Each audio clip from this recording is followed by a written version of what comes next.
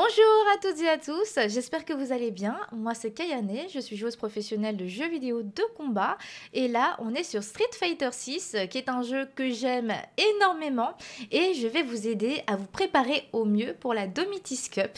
Donc j'espère sincèrement que mes conseils vous aideront dans cette préparation. Vous verrez, ça va très bien se passer. La barre de drive, c'est la barre verte qui se situe juste en dessous de la barre de vie avec 6 petits blocs. Cette barre est remplie à chaque début de round et permet plusieurs options offensives et défensives. Tout d'abord, parlons des options offensives.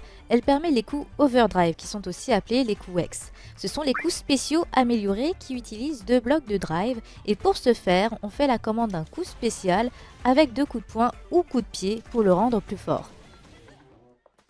Ensuite, nous avons le Drive Impact. C'est un coup unique qui utilise un seul bloc de drive. Il absorbe un ou plusieurs coups de l'adversaire pour le contre-attaquer. Ça va le stun et on pourra suivre avec un bon combo derrière.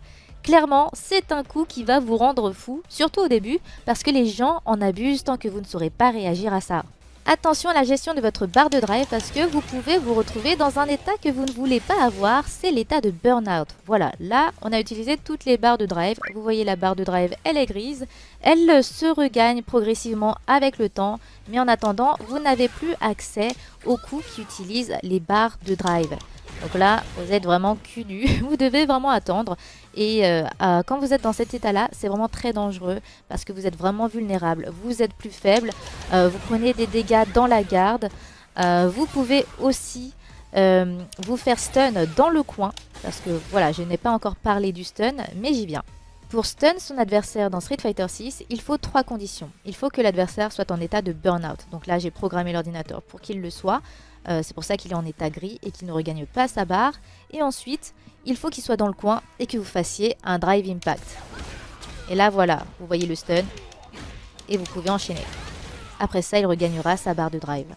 Vous l'aurez compris, la gestion de la barre de drive est extrêmement importante dans Street Fighter 6, surtout que c'est une ressource que vous avez en entière dès le début du round. Donc c'est un peu la fête, on s'excite, on fait de tout, on fait des coups X, on fait des drive rush, on fait des combos de la mort qui tuent, qui utilisent 3 drive rush. Et après on n'a plus rien, on est en burn-out, on se prend des pressings, on se fait stun et c'est la fin du combat. Ça peut aller extrêmement vite, hein. Donc vraiment gérer cette ressource à bon escient et ça viendra avec le temps, avec l'expérience. C'est une ressource qui se régénère avec le temps ou si vous faites bien des paris, on en regagne un petit peu plus. Mais voilà, faites vraiment très attention avec cette barre. Merci beaucoup de m'avoir écouté et j'espère que je ne vous ai pas donné la migraine. Si vous avez été jusqu'au bout, je vous remercie vraiment.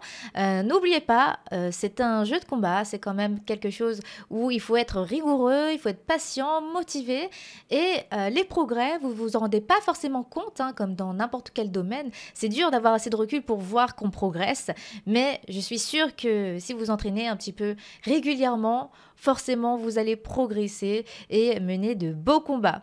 Bref, ne lâchez rien, merci beaucoup et à très vite pour la Domitis Cup.